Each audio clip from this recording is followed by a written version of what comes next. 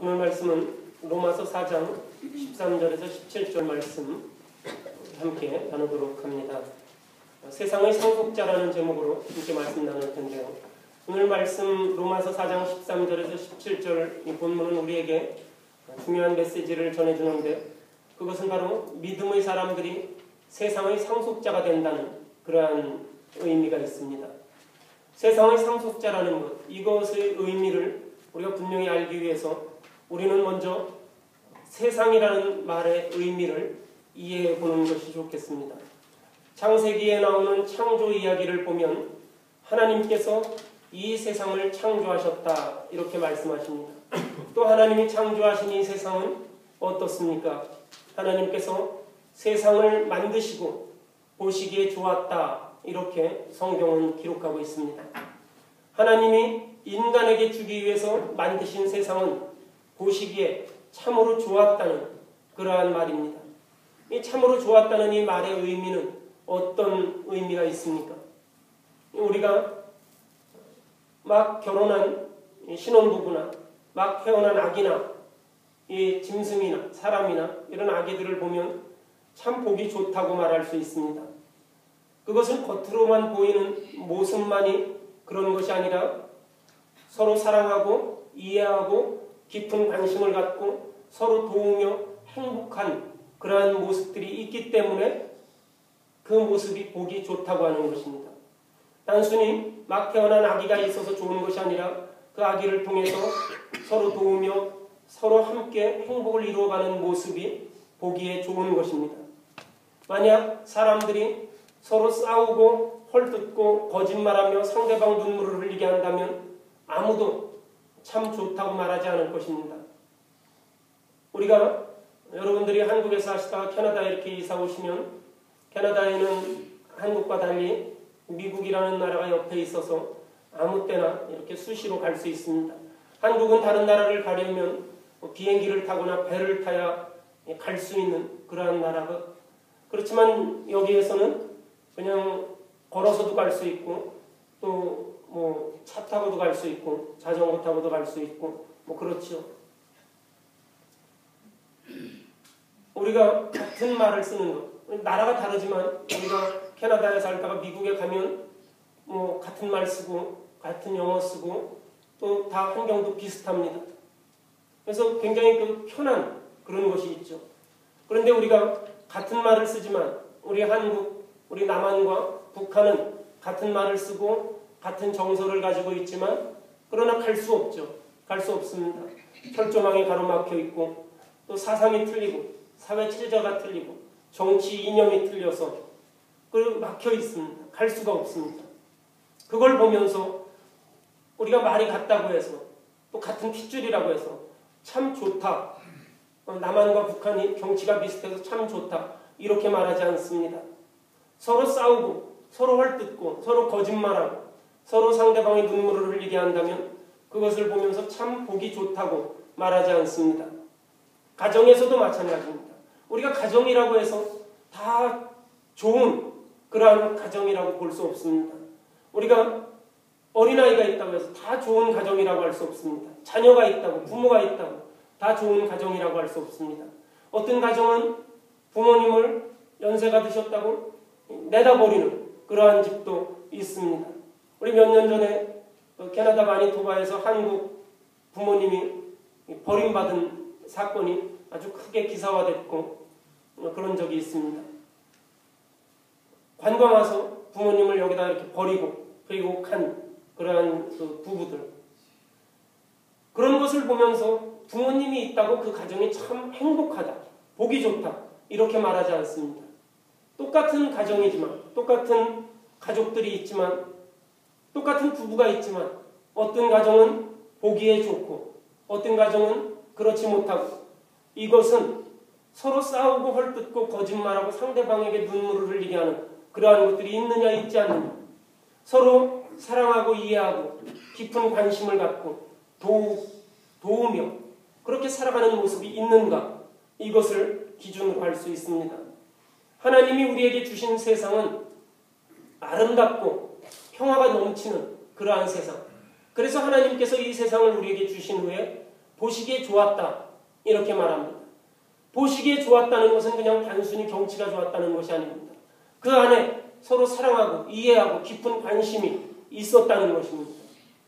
그래서 하나님이 주신 세상, 아이가 독사굴에 손을 넣어도 물지 않고 어린 양과 사자가 함께 뛰노는 것, 우리가 생각할 때 그건 거짓말인 것 같아.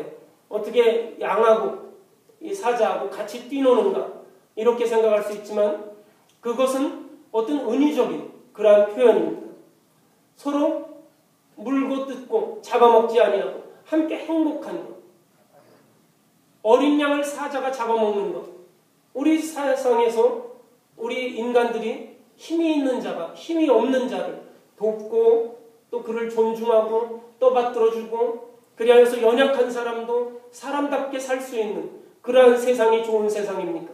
아니면 내가 돈이 많다고 해서 가난한 사람을 멸시하고 천대하고 그 사람을 짓밟고 마치 사자가 양을 뜯어먹듯이 그렇게 사는 세상이 좋은 세상입니까?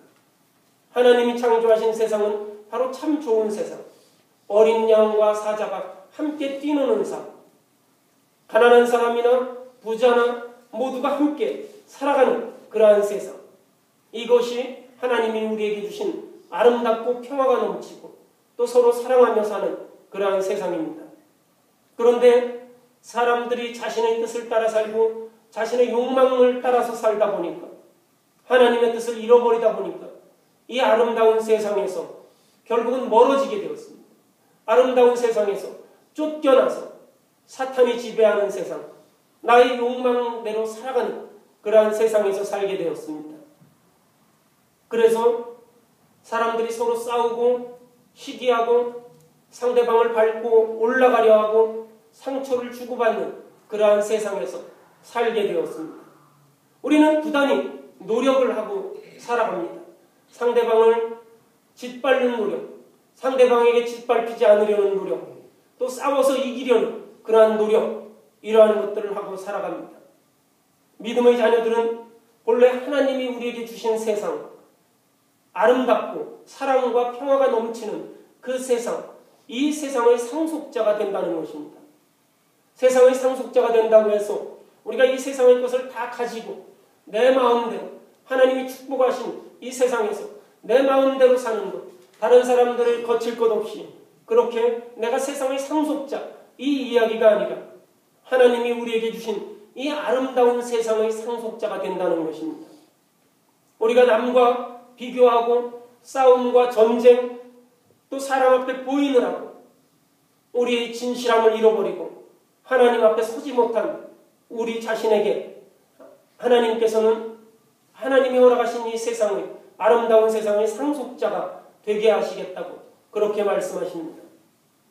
그리고 이러한 세상의 상속자가 되는 것은 우리의 행위나 어떤 노력이나 혹은 율법을 지킴으로써 되는 것이 아니라 오직 믿음으로 된다고 그렇게 말합니다.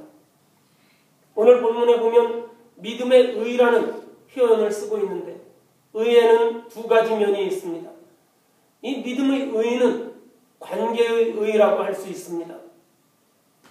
오늘 본문 말씀에 보면 아브라함이 행위로서 의롭다 하심을 받았으면 자랑할 것이 있으려니와 하나님 앞에서는 없느니라. 아브라함이 하나님을 믿음에 그것이 그에게 의로 여겨진 바 되었느니라. 이렇게 말씀하고 있습니다. 하나님께서 의로 여겨진다는 것, 이것은 관계의 의를 말합니다. 하나님과의 관계가 회복되었다는 것을 말합니다. 여러분에게 우리가 인생을 살면서 어려움이라는 것이 있습니다. 어려움은 무엇입니까? 바로 관계가 단절된 것. 이 상태를 어려운 상태라고 볼 수 있습니다. 우리가 하나님을 찾는 것, 기도할 수밖에 없는 그 순간, 이것은 어떤 때입니까? 아무것도 할 수 없을 때. 우리가 하나님 앞에 기도할 수 없는 것, 기도할 수밖에 없는 때, 우리가 모든 것이 단절되었을 때, 여러분을 돕는 사람도 없고 여러분의 가족 친지도 여러분에게 어떤 도움이 될 수 없는 그때, 모든 관계가 단절되었을 때, 그때가 어려운 순간입니다. 우리 사람이 어려운 것, 하나님과의 관계가 단절된 것, 우리의 모든 죄는 하나님과 단절된 데서 옵니다. 그래서 하나님께서 우리를 의로 여기셨다. 우리의 삶을 보면서, 나를 보면서 의로 여기셨다는 것. 이것은 하나님과의 관계가 회복되었다는 것을 말합니다. 우리가 성경 말씀을 읽는 것, 이 성경을 묵상하는 것, 우리가 예배를 드리는 것, 또 성경을 공부하는 것, 이 모든 것들이 하나님과의 관계를 회복시키는 그런 어떤 이정표입니다. 우리가 말씀대로 사는 것, 하나님과의 관계를 회복하면서 나아가는 것입니다. 우리 여러분들이 아까 찬양 부르셨는데 찬양을 이렇게 부르다 보면 좀 희한한 때가 있죠. 여기를 불러야 되는데 뭐 이상한 데를 부르고 막 이럴 때가 있습니다. 이 다음에는 요건데 악보에는 이렇게 나와 있는데 또 다시 처음부터 다시 부르고 막 이런 경우가 있어요. 그걸 이상하다고 생각되는 것은 우리가 그 악보를 볼 줄 모르면 이상합니다. 여기서 끝나야 되는데 엉뚱한 데서 끝나고 막 이러죠. 표가 다 있어. 표가 다 있습니다. 여기까지 불러야 된다든지 여기까지 부른 다음에 다시 불러야 된다든지 뭐 이렇게 길게 불러야 된다든지 뭐 그런 것들이 있습니다.